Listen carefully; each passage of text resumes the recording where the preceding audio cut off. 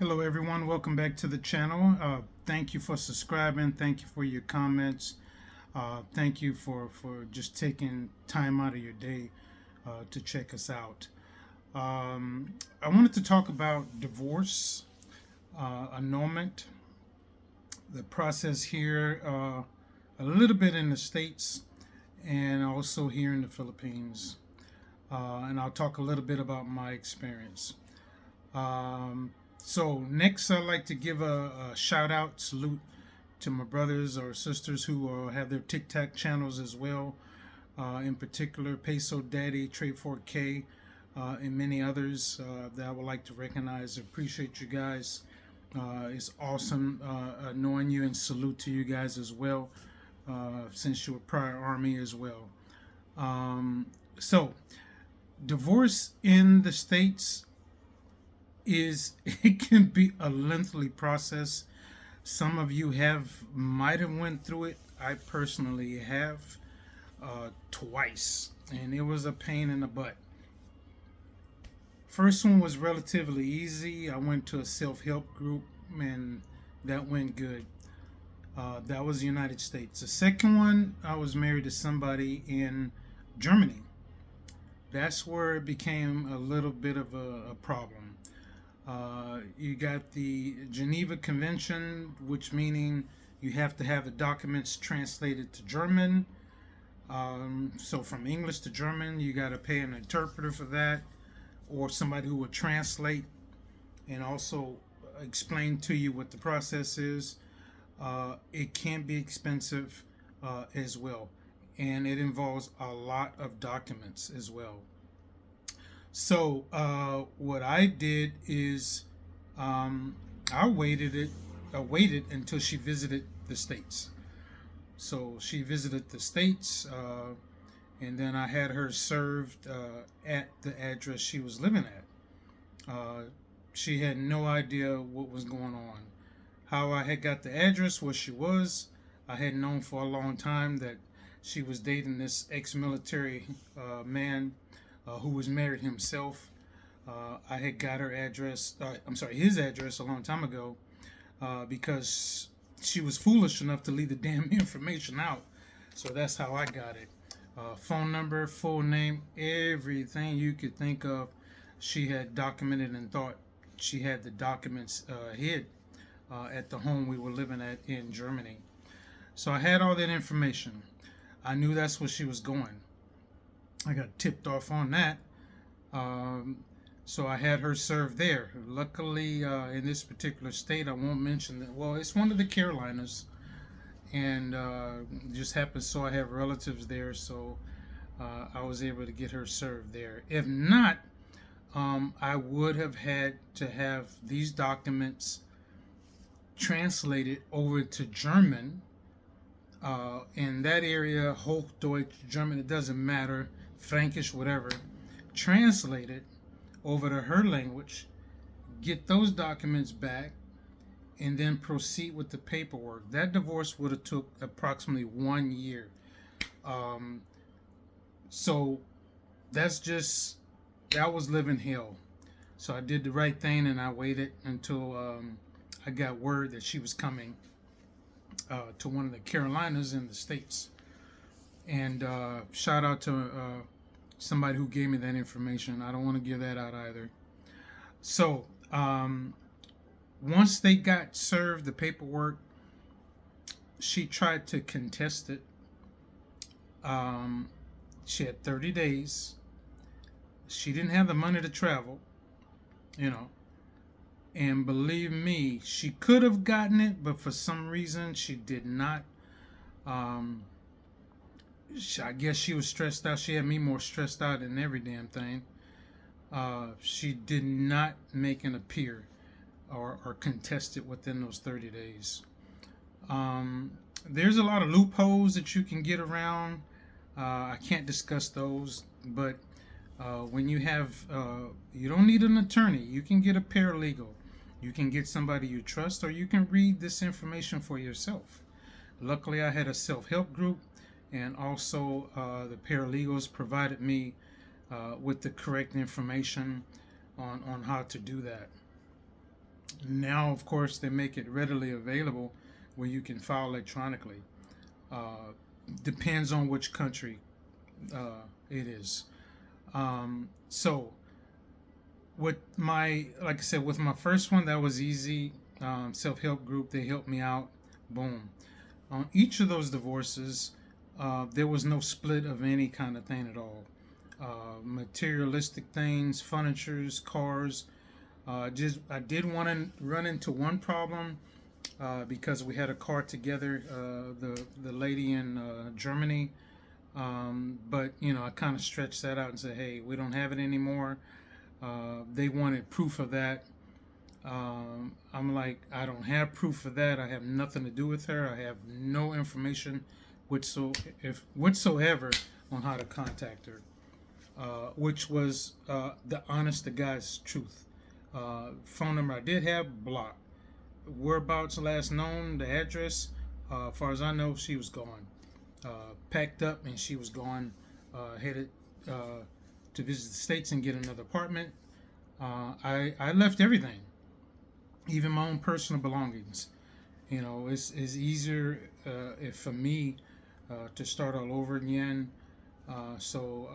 Anyway, that situation ended pretty bad, but it did me a hell of a lot of good to not try to pursue getting any of my personal items back.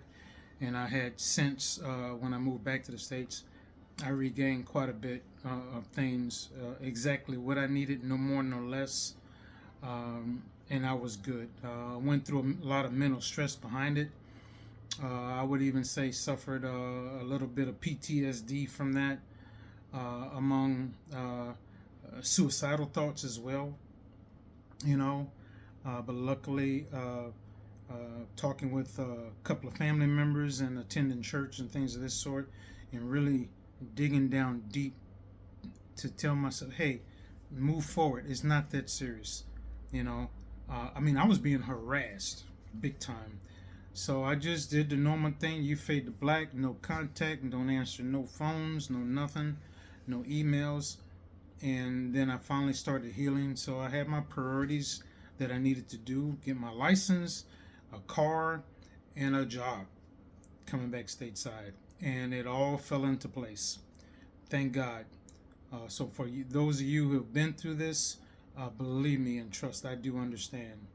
And I vowed not to let this happen again. And sure enough, it did happen again those two times. And then someone I was dating here in the Philippines a long time ago, she was trying, in a different manner, trying to do the same madness as well. So I want to get to divorces. Friend of mine, he's in Arizona. He was married to a Filipina, and what he decided to do is, okay, this crap ain't working no more.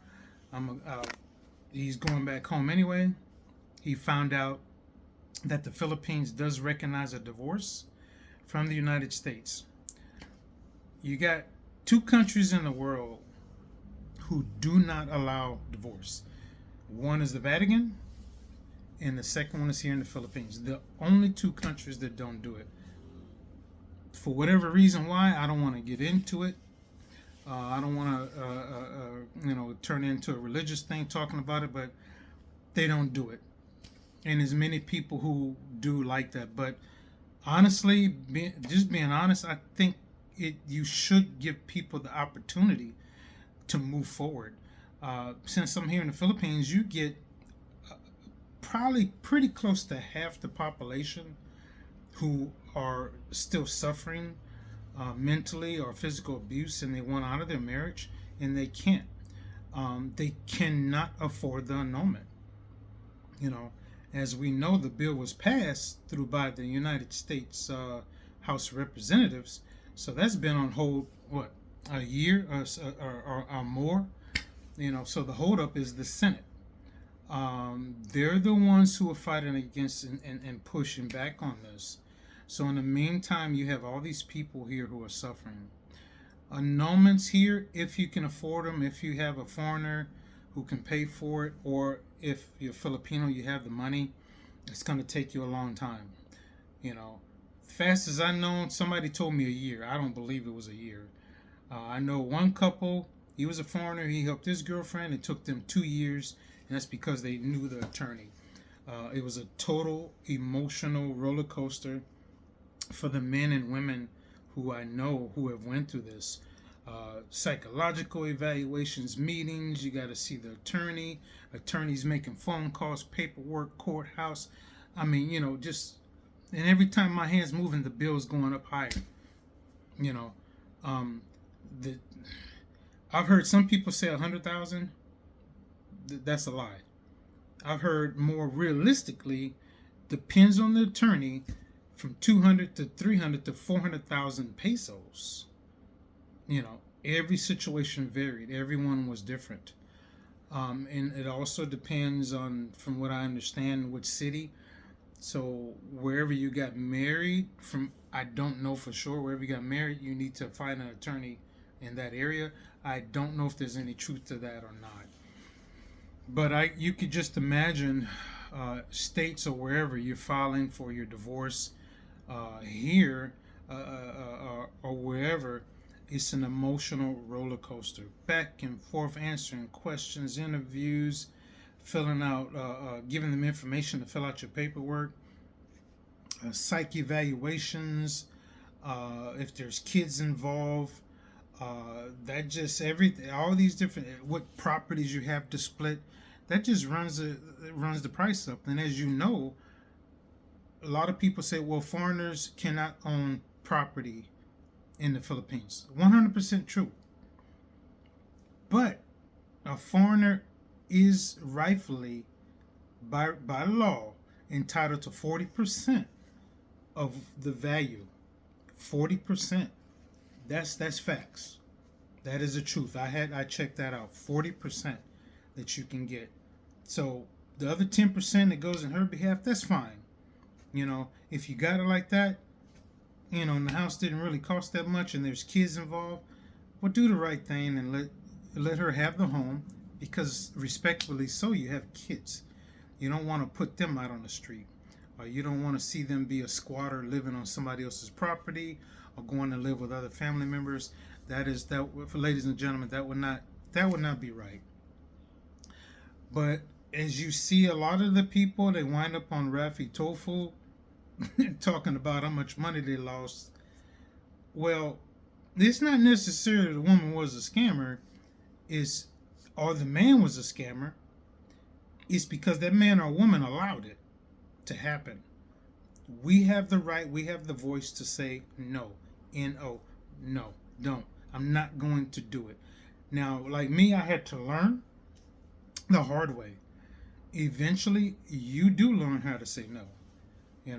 So, was it a scam? Some say yes, but you can say no. So, ladies and gentlemen, if you need that divorce and you're an expat, get your divorce in your home country, and then you come here and you report it. I'll attach some information here how to go about it. Honestly, you don't need an attorney. The gentleman I know, he did it himself. He had to make a couple of trips out here. He was on vacation anyway, so he went ahead and took care of it, and he learned how to do it himself. I believe by reading the information, and then it was confirmed by other expats, men and women, whoever he talked to, that told him, hey, this is what you do. And then eventually what it does, it goes through the PSA. PSA is the one who that's the big one. Then they have some other offices and stuff like that. So yeah, take care of it. If you're a foreigner, get it done. You're divorced in the States, you could, you just consult with an attorney or a paralegal, read about it, information's on Google, talk with somebody who has experience in doing it, and get it over with. Like the gentleman I know from Arizona, he took care of it himself. It took him approximately 1 year from he got his divorce. That was he filed electronically. Some states you can file electronically, and you get it. I believe it's 6 months and 1 day. Boom, you're divorced. Some states may be shorter. get it done. Come over here to the Philippines and start your paperwork, getting it filed. Or if you know an attorney here who's not going to rip you off, you can have them do that for you. Only thing they need to do is authenticate the documents. Make sure you have your document with that stamp on there. Make sure it's sealed, apple steel, I believe they call it. Get it done out the way, and you're through. But a lot of people don't know. So, anyway, thank you for watching us. Appreciate you very much. Much respect to our military personnel who served before. I must say it. Trade 4KM, and much love to you guys. You guys take care of yourself. Bye bye.